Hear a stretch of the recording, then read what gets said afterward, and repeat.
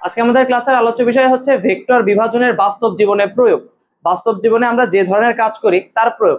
আমাদের একাডেমিক লাইফে কোনো না কোনো সময় এই টপিক থেকে বা আজকের টপিক থেকে অবশ্যই তুমি একটা অনুধাবনমূলক প্রশ্ন পাবাই। তোমার 2 বছরের এইচএসসি জীবন, তারপরে এইচএসসি এর পরে মূল যে পরীক্ষা মানে বোর্ড পরীক্ষা যেটা হয়, তারপরে তুমি হচ্ছে যখন একাডেমিকের পরে অ্যাডমিশনের এমসিকিউ খুলবা তখন থেকেও এইখান থেকে একটা না একটা কোশ্চেন আসা উচিত। ইনশাআল্লাহ এখান থেকে একটা কোশ্চেন পাবাই। এই জন্য আজকের ক্লাসটা খুব গুরুত্ব সহকারে করার জন্য আমরা চেষ্টা করব। চলো আমরা শুরু করি। ভেক্টর বিভাজনের বাস্তব জীবনে প্রয়োগ। তো প্রয়োগের সর্বপ্রথম যে প্রয়োগটা আমরা শিখব সেটা হচ্ছে লন, রোলার, ঠেলা বা টানা। এখান থেকে দুইটা প্রশ্ন হতে পারে। এক নাম্বার হচ্ছে সহজ কোনটা, মানে লন রোলারকে ঠেলা সহজ নাকি টানা সহজ, আর একটা হচ্ছে কার্যকরী কোনটা, কোনটা বেশি কার্যকরী, লন রোলারকে ঠেলা বেশি কার্যকরী নাকি টানা বেশি কার্যকরী। এইটা হচ্ছে দুইটা কোশ্চেন। তাহলে প্রথমত এই লন রোলারটা কি জিনিস সেটা আমাকে বুঝতে হবে। লন রোলার হচ্ছে ক্রিকেট খেলা দেখছি না আমরা, ক্রিকেট খেলাতে যে পিচটা থাকে ওই পিচটা সমান করার জন্য দেখবা যে একজন পিচ কিউরেটর থাকে, একজন গ্রাউন্ডসম্যান থাকে, তিনি একটা কি বলে পিচে কংক্রিটের একটা রাউন্ড শেপের চাকার মতো একটা জিনিস ঠেলে নিয়ে যায়। আগেকার সময় ঠেলে নিয়ে যাইতে, এখন তো একটা মানে গাড়ির সাহায্যে ওটা ব্যবহার করা হয়, মানে একটা গাড়ি দিয়ে কাজটা করা হয়। তবে নর্মালি কি করা হয়, সাধারণত এটা ব্যক্তি নিজেই ঠেলে ঠেলে নিয়ে যায়। ওই জিনিসটাই হচ্ছে লন রোলার। ওটার কাজ হচ্ছে ক্রিকেটের ওই পিচটা যদি সামান্য উঁচু নিচু থাকে উঁচু নিচু পিচটাকে সমান করে ফেলা, এটা হচ্ছে কাজ। তো তোমাকে প্রশ্ন করবে যে এই লন রোলারটা ঠেলা সহজ নাকি টানা সহজ। এখন এই ঠেলা সহজ নাকি টানা সহজ সেটা বুঝবে কিভাবে, তুমি চিন্তা করো। একটা বস্তু যত বেশি ভারী হবে, মানে যার ওজন যত বেশি হবে তাকে কিন্তু নড়ানো তত কঠিন হবে। একটা বস্তু যত বেশি ভারী হবে অর্থাৎ যার ওজন তত বেশি হবে তাকে ঠেলা বা টানা তত বেশি কষ্ট হবে। এখন যদি ঠেলার সময় ওজনটা কম হয় এবং টানার সময় ওজনটা বেশি হয় তাহলে কিন্তু টানার বেলায় কষ্ট হবে।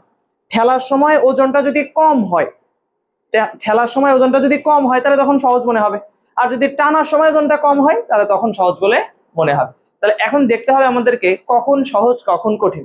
তার আগে একটা জিনিস আমরা বলি, আপাত ওজন এই শব্দটা একটু আমরা ব্যবহার করব। ধরো এখানে এম ভর বিশিষ্ট একটা বস্তু আছে, এই বস্তুটা নিচের দিকে কি করে, তার ওজনের সমপরিমাণ বল সার্বক্ষণিকভাবে ক্রিয়া করে, মানে পৃথিবী তাকে এই বলে তার কেন্দ্রের দিকে আকর্ষণ করে। এখন যখন সে আকর্ষণ করতেছে সেখানে একটা প্রতিক্রিয়া বল থাকে, সেই প্রতিক্রিয়া বলটা হচ্ছে রিঅ্যাকশন ফোর্স আর দিলাম, প্রতিক্রিয়া বল রিঅ্যাকশন ফোর্স আর। দেখো নিউটন তার তৃতীয় সূত্রে বলছে প্রত্যেক ক্রিয়ারই একটি সমান ও বিপরীত প্রতিক্রিয়া রয়েছে। তাহলে ক্রিয়া বল যদি এমজি হয় প্রতিক্রিয়া বলটাও হবে এমজি। তাহলে দেখো আমরা কোন ওজনটা অনুভব করি, এটা হচ্ছে এই এমজি হলো আমাদের প্রকৃত ওজন, এমজিটা হচ্ছে আমাদের প্রকৃত ওজন। আমরা কিন্তু কখনোই আমাদের প্রকৃত ওজনটা ফিল করি না, আমরা ফিল করি বা অনুভব করি কোনটা, আমরা অনুভব করি আমাদের আপাত ওজন। তাহলে আপাত ওজন কোনটা, আপাত ওজন হচ্ছে সেই ওজন যেটা আমরা প্রতিক্রিয়া বলের মাধ্যমে লাভ করি। তাহলে কোনো একটা বস্তু যতটুকু প্রতিক্রিয়া বল অনুভব করে সেটাই হচ্ছে আমরা আপাত ওজন হিসেবে ফিল করি। এটা হচ্ছে প্রতিক্রিয়া বল বা আপাত ওজন, আপাত ওজন বা এখানে হলো প্রতিক্রিয়া বল। এবং এই বলটাই আমরা কি করি, এই বলটাই আমরা অনুভব করি। এখন তোমার মনে প্রশ্ন আসতে পারে, ভাইয়া তাহলে আমরা তো সবসময় আপাত মানে আমাদের প্রকৃত ওজনই ফিল করি। দেখো তো প্রকৃত ওজন এমজি, আপাত ওজন মানে প্রতিক্রিয়া বল সেটাও হচ্ছে এমজি, তাহলে সবসময় আমরা এটাই অনুভব করি। কিন্তু কথা হচ্ছে সবসময় এরকম অনুভব করো না। আচ্ছা তুমি একটা জিনিস চিন্তা করো তো, একটা নৌকা, নৌকা মাটিতে ঠেলে নিয়ে যাওয়া সহজ না পানির উপরে ভাসমান অবস্থায় ঠেলা সহজ? পানির উপরে ভাসমান অবস্থা তুমি হালকা এক হাত দিয়ে ঠেলা দিলে অনেক দূরে পাঠিয়ে দিতে পারবা, কিন্তু ওই নৌকা যদি মাটিতে থাকে তখন কি এত ঠেলা দিতে পারবা, মানে এত দূরে নিতে পারবা? এটা দুইটা কারণ হইতে পারে, একটা হচ্ছে ঘর্ষণ আছে আর একটা হচ্ছে আমাদের এই প্রতিক্রিয়া বল। তো আমরা আপাতত ঘর্ষণ দিয়ে না বুঝে প্রতিক্রিয়া বল দিয়ে বোঝার চেষ্টা করি। দেখো মাটিতে যখন নৌকাটা ছিল তখন মাটিটা হচ্ছে ফ্ল্যাট একটা সারফেস ছিল, তাহলে এই ফ্ল্যাট সারফেসে যতটুকু বল সে নিচের দিকে ক্রিয়া করছে ঠিক ততটুকু বলই প্রতিক্রিয়া হিসেবে পাচ্ছে, যার কারণে তার প্রকৃত ওজনটাই আমরা মাটির উপরে ফিল করতে পারতেছি। কিন্তু যখন এই নৌকাটা পানির উপরে চলে যাচ্ছে তখন নিচের দিকে ক্রিয়া বল কিন্তু এমজি ওজনের সমপরিমাণ, কিন্তু পানির উপরে থাকার সময় আমরা 19 এ পড়ে আসছি ঊর্ধ্বমুখী একটা লব্ধি বল অনুভব করে। এই ঊর্ধ্বমুখী লব্ধি বলের নামটা কি বলতো? ঊর্ধ্বমুখী লব্ধি বলের নামটা হচ্ছে প্লবতা। তাহলে যখনই পানির উপর কোনো একটা বস্তু বা তরলের উপর কোনো একটা বস্তুকে রাখা হয় সে ঊর্ধ্বমুখী একটা লব্ধি বল অনুভব করে, এই লব্ধি বলের কারণে তার ওজন কিছুটা কম বলে মনে হয়। তার মানে উপরের দিকের বলটা একটু বেশি হয়ে যায়, অর্থাৎ আপাত ওজনটাকে একটু কম বলে মনে হয়, আমাদের কাছে একটু হালকা বলে মনে হচ্ছে। তাহলে পানির উপরে এই কারণেই আমরা কি করতে পারি, সহজে কোনো একটা বস্তুকে মুভ করাইতে পারি। তো চলো এখন দেখি যে এই কাজটা কোথায় আমাদের লাগবে এই প্রশ্নের উত্তরে। তাহলে আপাত ওজন কোনটা, আমরা যে ওজনটা ফিল করি, কোনটা ফিল করি, তল যতটুকু প্রতিক্রিয়া দেয় ততটুকুই হচ্ছে আমরা ফিল করি। আচ্ছা তাহলে চলো একটা লন রোলারে ঠেলার বেলায় আমরা কি ওজন বেশি ফিল করব নাকি ঠেলার টানার বেলায় ওজন বেশি ফিল করবো, এটা একটু দেখবো। যে ওজন যেখানে বেশি ফিল করব তার তখন আমাদের কাছে ভারী মনে হবে, আর যখন ভারী মনে হবে তখনই সেটা আমাদের জন্য কষ্টকর। আচ্ছা তাহলে একটা লন রোলারকে আমরা একটু সাইড থেকে দেখার চেষ্টা করি। লন রোলারের এটা হচ্ছে সেই চাকা, এটা হচ্ছে সেই হ্যান্ডেল, যে হ্যান্ডেল বরাবর একজন ব্যক্তি বল প্রয়োগ করবে, এটাই হচ্ছে আমাদের লন রোলার। তাহলে এই লন রোলার সে সার্বক্ষণিকভাবে তার ওজনের সমপরিমাণ একটা বল কিন্তু নিচের দিকে ক্রিয়া করবে। লন রোলার যেহেতু একটা বস্তু, তার একটা ভর আছে, এবং ভর থাকলে তার অবশ্যই একটা কি আছে বলতো, ওজন আছে। সেই ওজন সার্বক্ষণিক নিচের দিকে কাজ করতেছে। এখন কোনো একজন ব্যক্তি যখন ঠেলা দিচ্ছে তখন এই হাতল বরাবর নিচের দিকে কিন্তু বল প্রয়োগ করতেছে। এই হাতল বরাবর নিচের দিকে বল প্রয়োগ করে এইভাবে করে সামনের দিকে নিয়ে যাচ্ছে।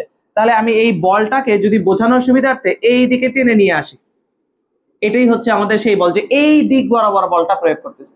তাহলে দেখো যখন সে বল প্রয়োগ করতেছে আনুভূমিকের সাথে নির্দিষ্ট একটা কোণে কিন্তু বলটা প্রয়োগ করতেছে। এই হাতলটাকে সে এইভাবে করে এরকম লম্বা করে বল প্রয়োগ করতে পারে, বা এরকম একটু সয়েও বল প্রয়োগ করতে পারে। মানে হাতলটা এইভাবে রেখেও বল প্রয়োগ করতে পারে, এইভাবে রেখেও বল প্রয়োগ করতে পারে, আরো খারাপ ভাবেও বলটা প্রয়োগ করতে পারে। অর্থাৎ আনুভূমিকের সাথে নির্দিষ্ট একটা কোণে কিন্তু সে বল প্রয়োগ করতেছে।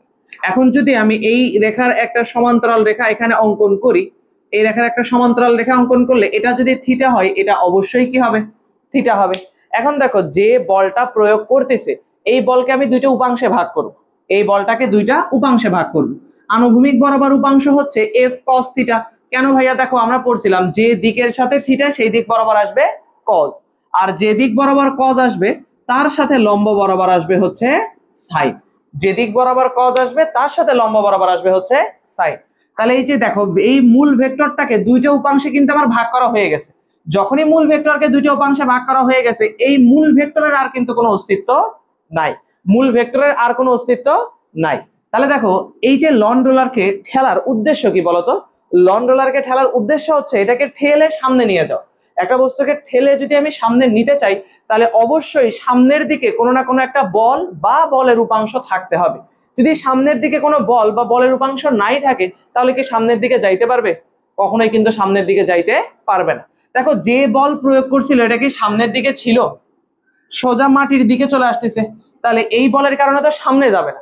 কোন বলের কারণে সামনে যাচ্ছে? দেখো এই বলকে যখন দুইটা উপাংশে ভাগ করতেছো তখন দেখতেছো বলের একটা অংশ এই যে আনুভূমিক বরাবর মানে ভূমি বরাবর কাজ করতেছে। তাহলে এফ কস থিটা হচ্ছে বলের আনুভূমিক উপাংশ।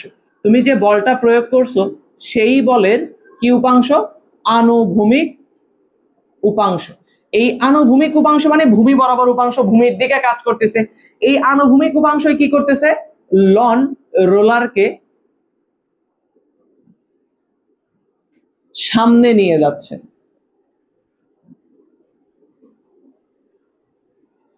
সামনে নিয়ে যাওয়ার ঘটনাটাকে ক্লিয়ার আমাদের কাছে?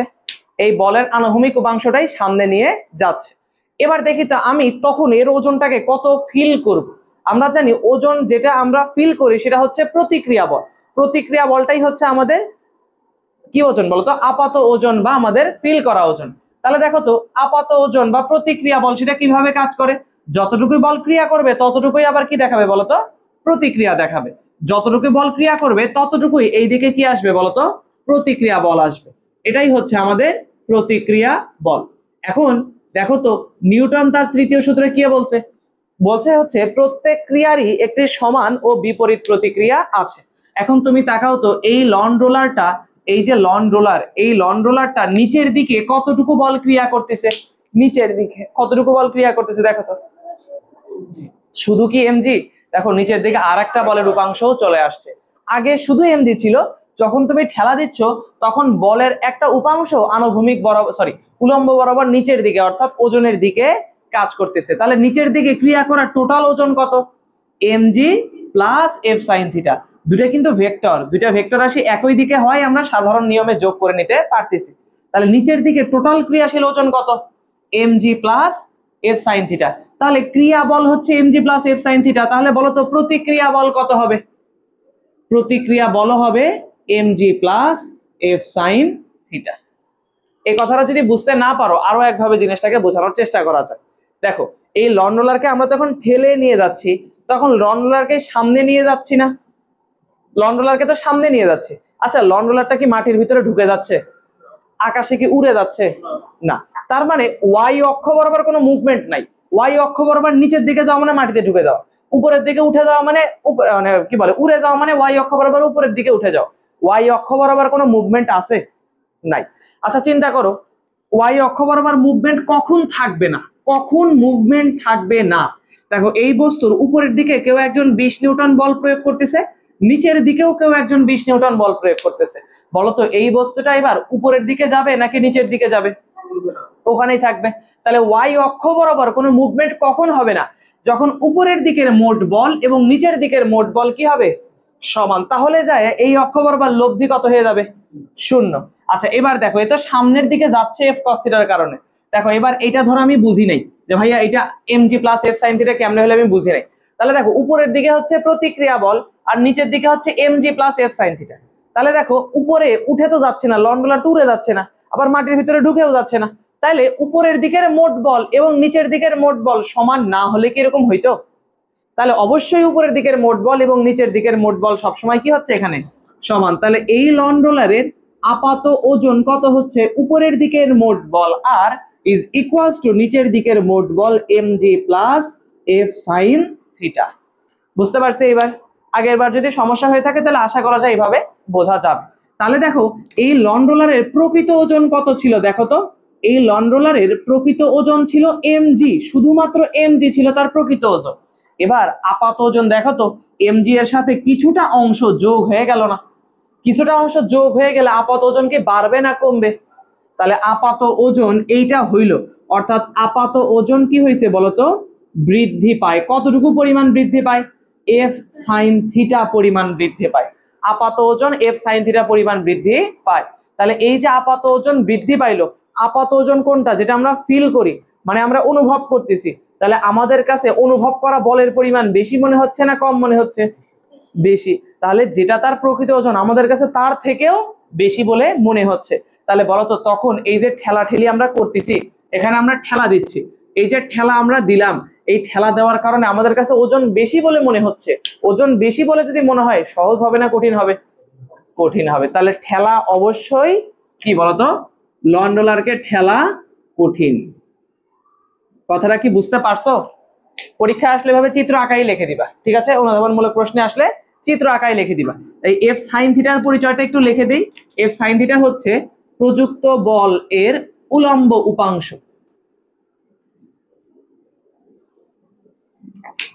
যা ওজন বৃদ্ধি করতেছে। এর কাজটা কি ভাইয়া? এ কি করতেছে? ওজন বৃদ্ধি করে। প্রকৃত ওজন কি চেঞ্জ হচ্ছে বলতো? প্রকৃত ওজন কি চেঞ্জ হচ্ছে না? যেটা চেঞ্জ হচ্ছে সেটা কি ওজন বলতো? আপাত ওজন। যেটা চেঞ্জ হচ্ছে সেটা হলো আপাত ওজন। দেখো এটা বুঝতে পারছো কিনা? ওকে দেখো এবার হচ্ছে ঠেলাটা না হয় কঠিন তুমি বললা, কিসের মানে টানার থেকেও কি কঠিন? টানার থেকেও কঠিন, এটা তো যাচাই করতে হবে। যেটা আমি ঠেলাকে কঠিন বললাম, টানা যে সহজ হয় সেটা যাচাই করতে হবে না? ঠেলা যে কঠিন এটা আমি বললাম, কার তুলনায় কঠিন? টানার তুলনায় কঠিন। তাহলে টানা যে আসলে সহজ হচ্ছে সেটা যাচাই করতে হবে। তাহলে চলো দেখি টানাটা আসলে সহজ হয় নাকি কঠিন হয়। এবার হচ্ছে লন রোলারকে আমি টানবো, লন রোলারকে টেনে আমি সামনে নিয়ে যাওয়ার চেষ্টা করব। একবার হচ্ছে ঠেলে সামনে নিয়ে যাচ্ছি, একবার হলো টেনে সামনে নিয়ে যাব। তাহলে এবার আরেকবার আমি একটু লন রোলারকে অঙ্কন করার চেষ্টা করি। এইটা হচ্ছে আমাদের লন রোলার সাইড ভিউ, এই যে চাকাটাকে সাইড থেকে দেখা যাচ্ছে। তাহলে এই চাকাটাকে এবার আমি হাতলের সাহায্যে টেনে সামনে নিয়ে যাব। হাতলের সাহায্যে আমি কি করব? টেনে সামনে নিয়ে যাব। তার মানে এই দিক বরাবর আমি বল প্রয়োগ করব, এই দিক বরাবর আমি বল প্রয়োগ করব। এফ পরিমাণ বল আমি এই দিকে এবার প্রয়োগ করব, বল প্রয়োগ করে টেনে নিয়ে যাব, ঠিক আছে? ওকে এবার দেখো এই যে লন রোলারের তার তো একটা ওজন সার্বক্ষণিক আছেই। এটা হলো তার প্রকৃত ওজন, এইটা হলো তার প্রকৃত ওজন। প্রকৃত ওজন হচ্ছে mg, সবসময় এটা আছে। তাহলে এখন দেখি এই যে বলটা প্রয়োগ করতেছে হাতলের সাহায্যে, তা আনুভূমিকের সাথে নির্দিষ্ট একটা অ্যাঙ্গেলে প্রয়োগ করা হচ্ছে না? দেখো তো দেখো এই হাতলটা তুমি এভাবে করেও টানতে পারো, আরো খাড়া করেও টানতে পারো, আরো শোয়াই নিয়েও টানতে পারো, এটা তোমার ইচ্ছা। তাহলে আনুভূমিকের সাথে নির্দিষ্ট একটা অ্যাঙ্গেলে তুমি এই বলটা প্রয়োগ করে টেনে নিয়ে যাওয়ার চেষ্টা করতেছো। তাহলে আবারও আমি কি কাজ করি, এই বলের দুইটা উপাংশ বিভক্ত করি। তাহলে আনুভূমিক বরাবর উপাংশ হচ্ছে এফ কস থিটা, আর উলম্ব বরাবর এই বলের উপাংশ হচ্ছে এফ সাইন থিটা। উলম্ব বরাবর উপাংশ হলো এফ সাইন থিটা। তাহলে দেখো আমার উদ্দেশ্য হচ্ছে লন রোলারকে সামনে নিয়ে যাওয়া, লন রোলারকে সামনে নিয়ে যাওয়া। তাহলে সামনের দিকে যদি কোনো বল বা বলের উপাংশ না থাকে তাহলে কি আমি নিতে পারবো? সামনের দিকে অবশ্যই কোনো বল বা বলের উপাংশ থাকতে হবে। দেখো এই যে বলটা আমি প্রয়োগ করতেছিলাম এটা তো এই দিকে, এটা তো সামনের দিকে না, এই দিকে। তাহলে এই দিকে তো আমি বল প্রয়োগ করলে সামনে নিতে পারবো না, সামনের দিকে কোনো একটা বল বা বলের উপাংশ থাকা লাগবে। তাহলে দেখি তো আছে কিনা। এই বলটাকে দুইটা উপাংশে ভাগ করার পরে দেখলাম হ্যাঁ এফ কস থিটা হচ্ছে কোন দিকে, সামনের দিকে। তার অর্থাৎ এফ কস থিটা হচ্ছে ওই আগের বারের মতোই প্রযুক্ত বল এর আনুভূমিক উপাংশ, প্রযুক্ত বলের আনুভূমিক উপাংশ। এ কি কাজ করতেছে, লন রোলারকে সামনে নিয়ে যাচ্ছে, লন রোলারকে সামনে নিয়ে যায়। এবার দেখি তো এ সাইন থিটার কি কাজ। দেখো আগের বারের মতোই যখন তুমি কোথাও একটা বল ক্রিয়া করবে, এই বস্তুটা তার ওজনের সমপরিমাণ বল নিচের দিকে ক্রিয়া করতেছে, ক্রিয়া করার সাথে সাথে এখানে অবশ্যই একটা কি আসবে বলতো, প্রতিক্রিয়া বল আসবে। একটা কি আসবে, প্রতিক্রিয়া বল আসবে। এবার আগের বারের মতোই দেখো তো লন রোলারকে টেনে নিয়ে যাওয়ার সময় লন রোলার কি উপরের দিকে উঠে চলে যায়, মাটির ভিতরে ঢুকে যায়? তাহলে আগের বারের মতো ওয়াই অক্ষ বরাবর টোটাল বল কত হবে, শূন্য। টোটাল বল শূন্য কখন হবে, যখন উপরের দিকের মোট বল এবং নিচের দিকের মোট বল কি হয়, সমান। উপরের দিকের মোট বল এবং নিচের দিকের মোট বল যদি সমান হয় তখনই যায় লব্ধি শূন্য হবে, অর্থাৎ ওয়াই অক্ষ বরাবর কোনো মুভমেন্ট থাকবে না। তাহলে দেখি তো এই বস্তুটার উপরের দিকের মোট বল কয়টা, উপরের দিকের বল কিন্তু দুইটা, একটা হচ্ছে আর একটা হলো এফ সাইন থিটা। আর নিচের দিকের কয়টা, একটাই। তাহলে অবশ্যই উপরের দিকের মোট এবং নিচের দিকের মোট কি হওয়া লাগবে, সমান হওয়া লাগবে। তাহলে উপরের দিকে আছে আর plus M G sine theta, sorry M G কেন, F, F sine theta equals to নিচের দিকের মোট বল হচ্ছে এম জি। তাহলে দেখো তো এখান থেকে আর ইকুয়ালস টু কি দাঁড়াচ্ছে, M G minus F sine theta. এবার একটু খেয়াল করো তো এই আরটা কি, প্রতিক্রিয়া বল বা এটাই আসলে আমাদের আপাত ওজন কিনা। দেখো তো আরটা হচ্ছে আমাদের প্রতিক্রিয়া বল বা আপাত ওজন। আচ্ছা আমরা কি আমাদের প্রকৃত ওজনটা ফিল করি নাকি প্রতিক্রিয়া বল হিসেবে যেটা অনুভব করি, মানে প্রতিক্রিয়া বল যেটা লাভ করি সেটা ফিল করি বলতো? আমরা কোনটা ফিল করি, প্রকৃত ওজন নাকি প্রতিক্রিয়া বল? প্রতিক্রিয়া বল বা আপাত ওজন। তাহলে দেখো তো প্রকৃত ওজন ছিল এমজি, আপাত ওজনের বেলায় তাকাও এমজি থেকে কিছু অংশ বাদ চলে যাচ্ছে না, এফ সাইন থিটা পরিমাণ কিছুটা বাদ চলে যাচ্ছে। তাহলে কিছুটা যদি বাদ দিয়ে দেই এমজি পরিমাণ থাকবে না, একটু কমে যাবে। ওজনের থেকে কিছুটা বাদ দিয়ে দিচ্ছে, তাহলে ওজন বাড়লো না কমলো? তাহলে আপাত ওজন এবার কি হচ্ছে বলতো, হ্রাস পাচ্ছে। আপাত ওজন কিছুটা হ্রাস পায়। কতটুকু পরিমাণ হ্রাস পায়, ওই এফ সাইন থিটা পরিমাণই হ্রাস পাচ্ছে, এফ সাইন থিটা পরিমাণ হ্রাস পাচ্ছে। তাহলে দেখো তো আমি যখন টানতেছি তখন কি ওজন বৃদ্ধি পাইলো না হ্রাস পাইলো?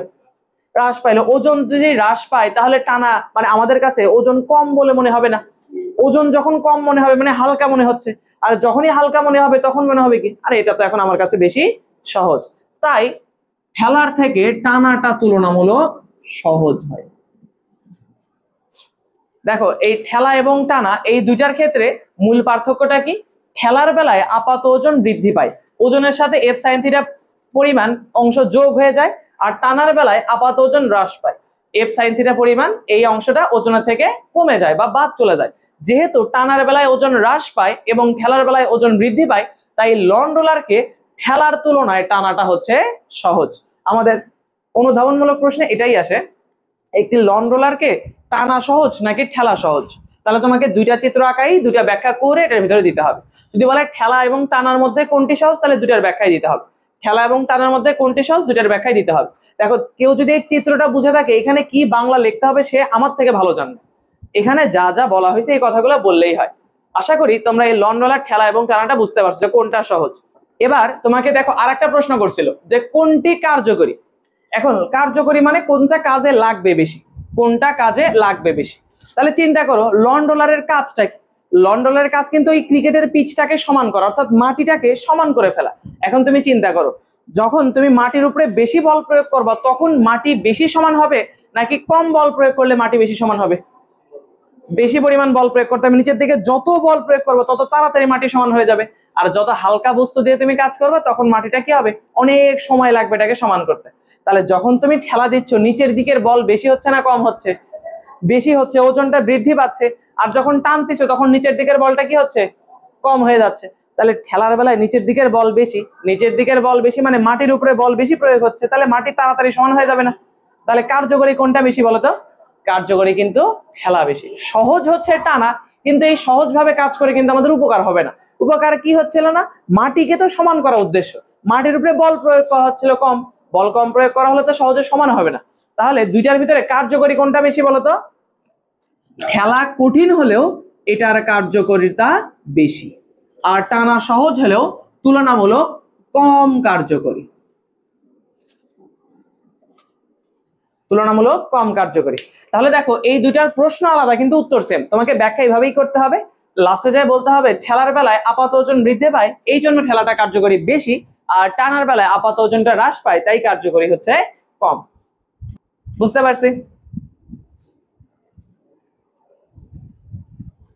এখান থেকে আর একটা এমসিকিউ প্রশ্ন, এর আগে মনে হয় কোন ভার্সিটিতে আসছিল, লন রোলারকে ঠেলা এবং টানার মধ্যে আপাত ওজনের পার্থক্য কত? আপাত ওজনের পার্থক্য, আপাত ওজনের পার্থক্য কত? ঠেলা এবং টানার মধ্যে আপাত ওজনের পার্থক্য কত? দেখো আপাত ওজনের পার্থক্য, দুইটার আপাত ওজন চিন্তা করো, একটা হলো mg plus f sin theta, আর একটা হলো mg minus f sin theta. এই মাঝখানে একটা মাইনাস দেবো যেহেতু পার্থক্য। তাহলে তোমার হিসাব অনুযায়ী দেখো, যারা একটু চিন্তা ভাবনা ছাড়া করবে সব কেটে দিবে, কাটা দিয়ে অ্যান্সার কত আনবে? 0। যারা চিন্তা ভাবনা ছাড়া করবে, চিন্তা ভাবনা যারা করবে তারা চিন্তা করবে আরে এখানে তো ব্র্যাকেট ছিল, তাহলে ব্র্যাকেট থাকলে মাইনাসে মাইনাসে কি হয়ে যাবে, প্লাস, তাহলে f sin থিটা কি আসলে কাটা যাবে না? f sin থিটা কাটা যাবে না। তাহলে mg এবং mg কাটা যাবে, তাহলে থাকবে কি 2f sin থিটা। আপাত ওজনের পার্থক্য হচ্ছে 2f sin থিটা, আপাত ওজনের পার্থক্য হচ্ছে 2f sin থিটা। তুমি এমনিও চিন্তা করলে বুঝতে পারবা, এখানে f sin থিটা পরিমাণ বেশি হচ্ছে, এখানে f sin থিটা পরিমাণ কম হচ্ছে, তাহলে দুইটার পার্থক্য কত? এই ডাবল, f sin থিটা এর ডাবল। এক জায়গায় এতটুকু পরিমাণ কম হচ্ছে আর এক জায়গায় এতটুকু পরিমাণ বেশি হচ্ছে।